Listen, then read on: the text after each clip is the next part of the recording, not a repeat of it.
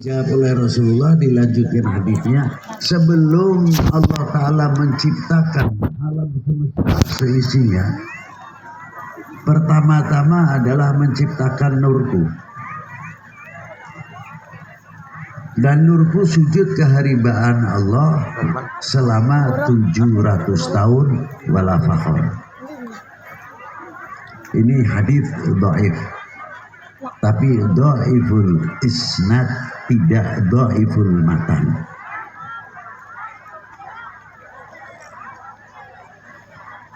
Lalu diteruskan oleh Rasulullah, atadri man ana ya Umar? Siapakah sebenarnya aku ini ya Umar? Dijawab yang sama.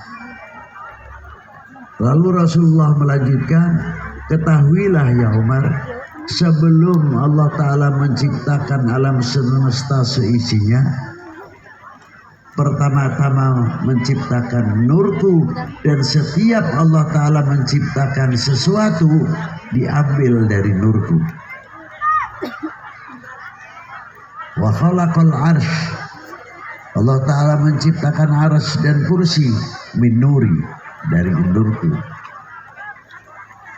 Wa khalaqash syamsa wal qamar wa khalaqal lawhi wal qalam, dan Allah Ta'ala menciptakan loh dan qalam min nuri, dari nurnya baginda Nabi.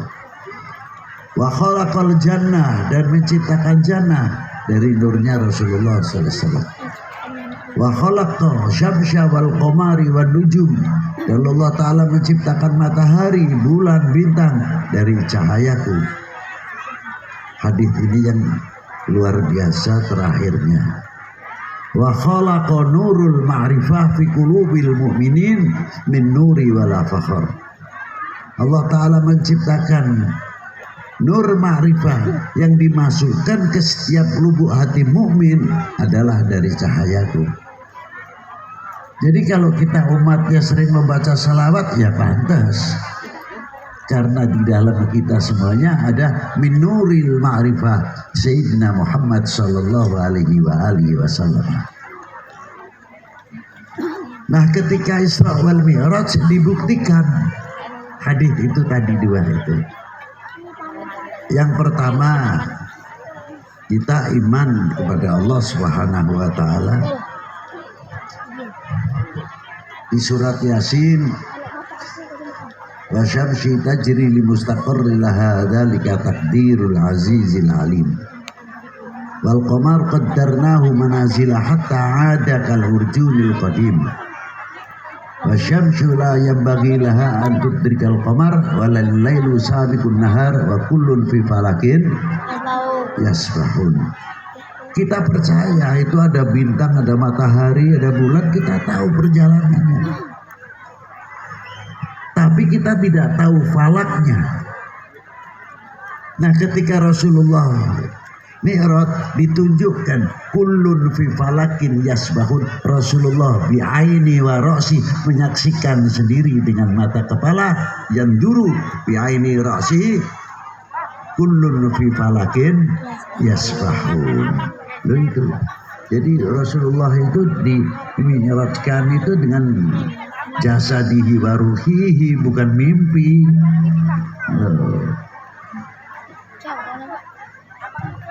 Setelah Rasulullah menyaksikan, untuk siapa? Untuk umatnya. Karena Rasulullah tanpa itu pun sudah yakin. Nah, inilah. Yang kedua, ketika Rasulullah nador ila wajhil karim. Ringkasnya, Rasulullah di Sidratil Muntaha bertemu dengan Allah. Allah Ta'ala jaiz menempatkan ketemu Allah Ta'ala di Sidratil Muntaha Nabi Musa di Gunung Turisin. Menempatkan kanjeng Nabi, menempatkan Nabi Musa, bukan Allah Ta'ala bertempat. Nah, ini menempatkan baginda Nabi, tapi ketika melihat nazar ila wajhil karim, tetap melihatnya dengan mukhalafatul lil hawadithi, la aina wala kaifa. Itulah Langsung Rasulullah mengucapkan at-tahiyyatul mubarakatus salawatut thayyibatul lillah. Dijawab langsung dengan kalimatul mukhattab, walaupun sama-sama andai kata ada kalimatul mukhattab di dalam Isra. Kalimatul mukhattab satu kehormatan yang luar biasa. Assalamu alayka ayyuhan nabiyyu wa rahmatullahi wa barakatuh. Dimasukkan wa rahmatullahi wa barakatuh fi qalbi Sayyidina Muhammad sallallahu alaihi wasallam. Inilah luar biasa yang sudah dipersiapkan.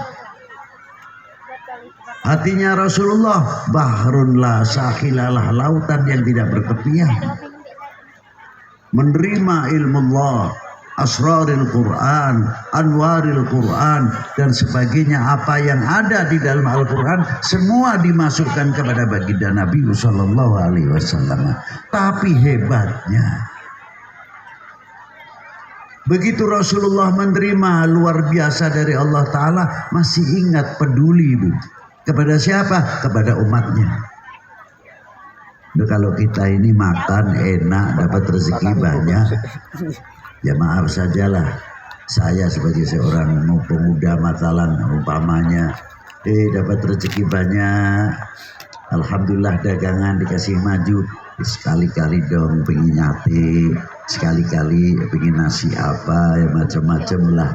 Begitu kita makan dengan ladatnya, dengan enaknya, tersentuh tidak di hati kita, ingat orang tua di rumah. Kita kok mangan enak begini, dapat rezeki, orang tua kita sedang apa di rumah?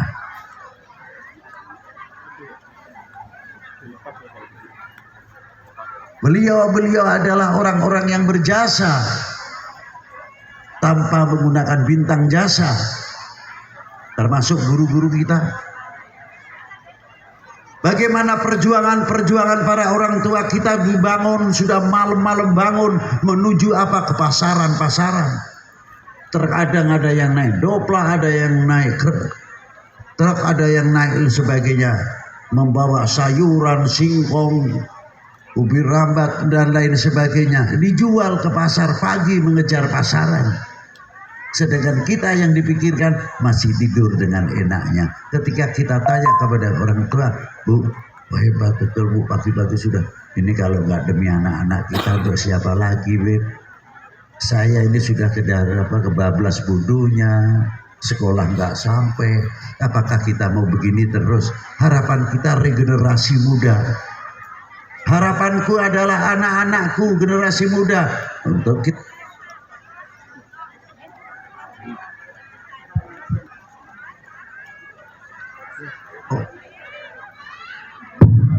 Untuk menjawab tantangan umat dan tantangan bangsa. Itu jasa orang tua. Belum menyekolahkan, belum yang masuk perguruan tinggi, terkadang di luar kota, memikirkan kosnya berapa, bulanannya berapa, per semester berapa. Perjuangannya banting tulang. Siapa beliau adalah orang tua kita, bukan orang lain. Rasulullah setelah memberikan bimbingan, setelah mendapatkan keistimewaan dari Allah Ta'ala, Assalamu alayka ayyuhan nabiyyu wa rahmatullahi wa barakatuh, Rasulullah diam, sujud kepada Allah Ta'ala, disuruh bangun, gum ya Muhammad,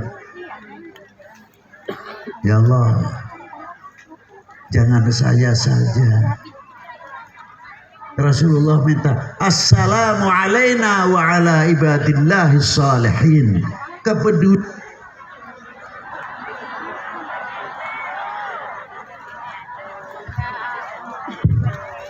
Kepeduliannya luar biasa kepada umat. Pakainya lafal jama', assalamu alaina, bukan untuk assalamu alaina untuk pribadi, tidak. Dan tidak cukup untuk kita saja, hormatnya Rasulullah kepada orang-orang yang soleh, wa ala ibadillahi sholihin, al ulama wal aulia, sudah masuk semua di dalam assalamu alaina wa ala ibadillah sholihin. Itu istimewa luar biasa. Ma'asyiral muslimin rahimakumullah. Bahkan kepedulian Rasulullah tidak sampai di situ saja. Kita sering diberi doa kalau mau makan. Apa diantaranya doanya? Allahumma barik lana fima razaqtana wa qina adzabannar. Pakai lafadznya jamak, bukan mufrad. Ya Allah, berkahilah kami rezeki yang Engkau berikan kepada kami. Yang makan sendirian, Allahumma barik lana. Yang makan bareng-bareng, Allahumma barik lana. Kabelnya ya, kabel kecil ini jangan disenggol, mati sinyalnya. Kabel ini ya, kabel yang hijau ya. Tolong ajarkanlah kepada saya, bro, kabel setidak, adabnya orang makan. Dijawab oleh guru saya, Beb, saya kalau mau makan, Habib lihat mesti pakaiannya rajin, rapi. Memang guru saya kalau mau makan, rambutnya gondrong, Mbah Ki Abdul Malik, tapi sisiran rapi, pakai kopiahnya rapi, bajunya kayak yang bukan yang asal lempitan, bukan, tapi rajin, rapi.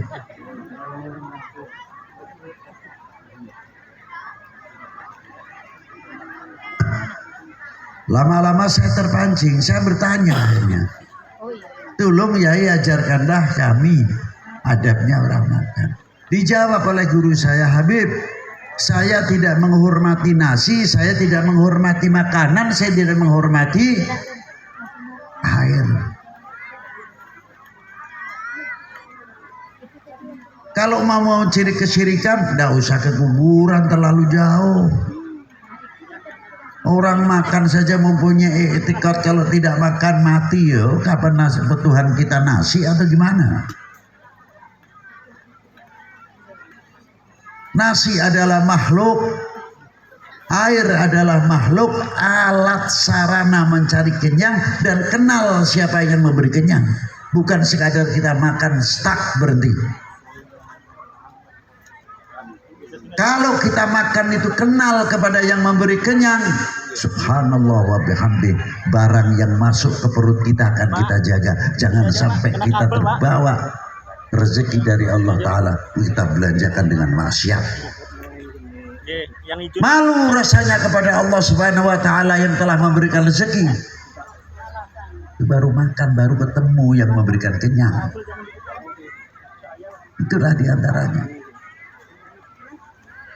Habib, saya lihat guru saya kalau jatuh satu butir nasi saja diambil selagi tidak kotor, diambil lagi ke piringnya, yang kotor dipisah.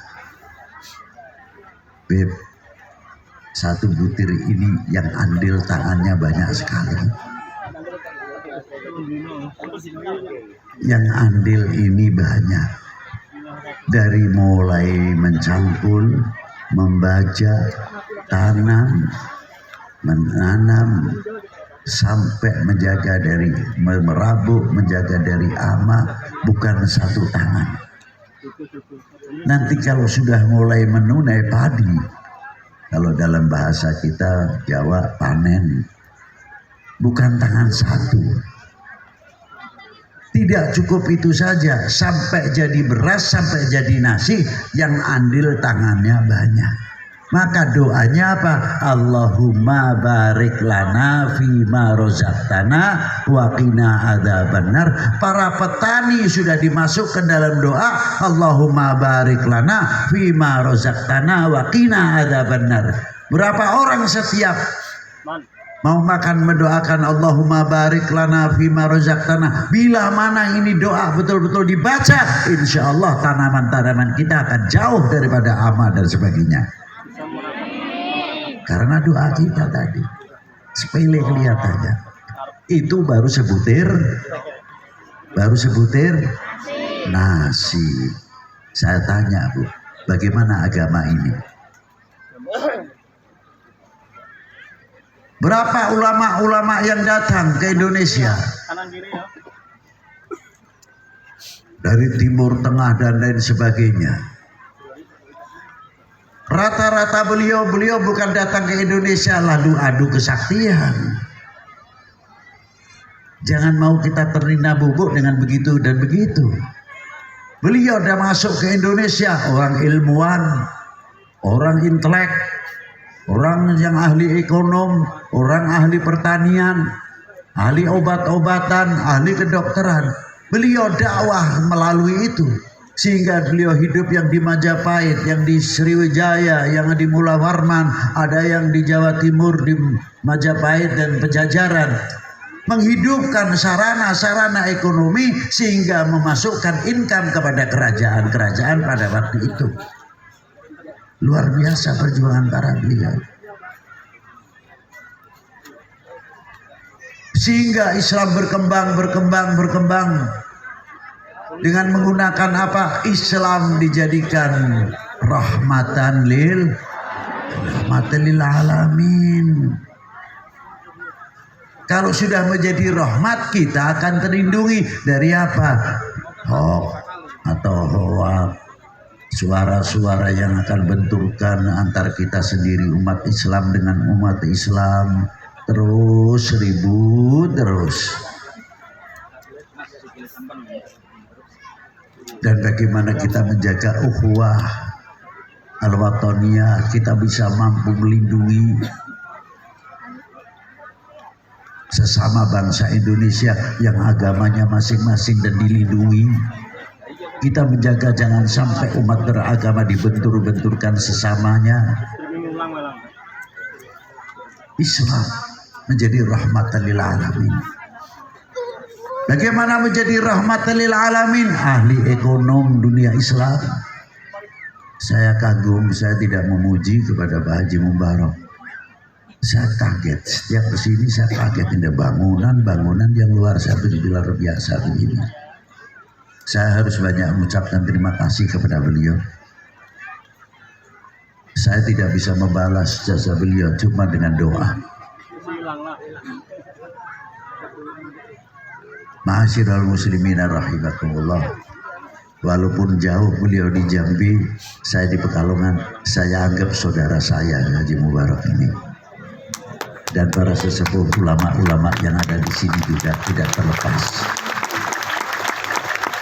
Allahumma sholli ala sayyidina Muhammad. Allahumma sholli alaihi wa ala. Kita lanjutkan ini. Inilah perjuangan. Bagaimana bangsa ini? Apakah berkibarnya sangsa merah putih oleh seseorang? Atau beberapa orang? Tidak. Dari tokoh ulama, tokoh agama, tokoh masyarakat, dari masyarakat itu sendiri tertuntut karena mempunyai 3 hal di dalam bangsa Indonesia ini. Apa yang pertama? Kehormatan bangsa, harga diri bangsa, jati diri bangsa. Tidak terima tanah yang mulia ini diinjak-injak oleh penjajah pada waktu itu. Betul?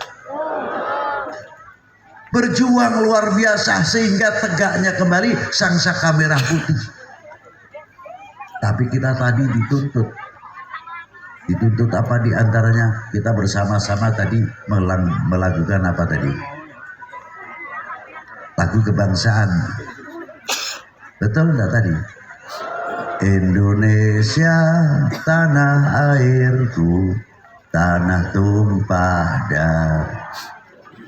Apal? Banyak yang hafal.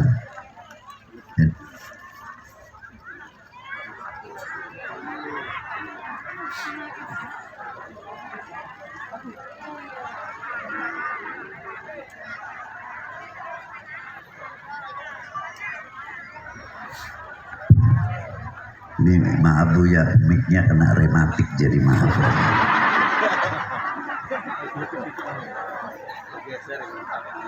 Nah, kabelnya ada yang keinjak atau gimana? Geser aja Pak, agak jauh dikit Pak, biar itu. Mohon maaf Pak ya. Kabel sinyal Pak. Agak ke depan aja Pak. Ikut enggak. Barkes. Enggak. Banyak orang hafal lagu kebangsaan, tapi tidak tahu, hanya mengikuti seremonial, upacara, selesai. Apa yang sebenarnya ada di dalam kandungan lagu kebangsaan? Pernyataan, ada ikrar, cuma menjadi lagu kebangsaan. Loh kok begitu? Ya, Indonesia tanah airku. Apa dalam lagu mengaku Indonesia tanah airku? Apakah lagu Indonesia tanah airku kehidupan sehari-hari, bangga dengan menjadi bangsa Indonesia?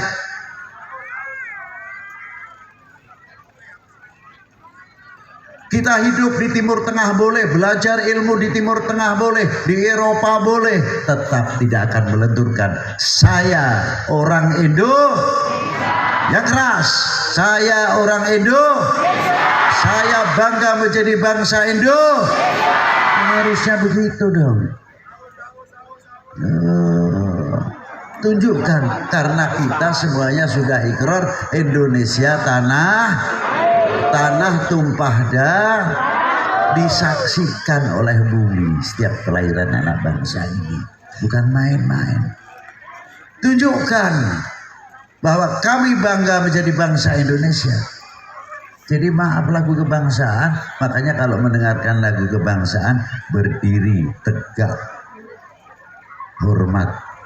Loh kenapa sih? Karena berkibarnya sangsaka merah putih atas perjuangan sesepuh pendiri bangsa ini. Jadi kami hormat bukan sekadar benderanya saja, tapi yang menegakkan, tidak terlepas daripada pendiri bangsa, pahlawan bangsa. Hormat kepada sangsaka merah putih. Gerak kita tegak. Hormat kepada siapa? Para arwah itu tadi, para sesepuh tadi yang ikut andil besar memerdekakan bangsa ini. Nah, kita ini telah andil apa? Kita punya kontribusi apa? Mari kita jawab, apa kontribusi kita untuk membangun bangsa ini? Nah, inilah Indonesia, begitu luasnya, luar biasa luasnya, subur luar biasa.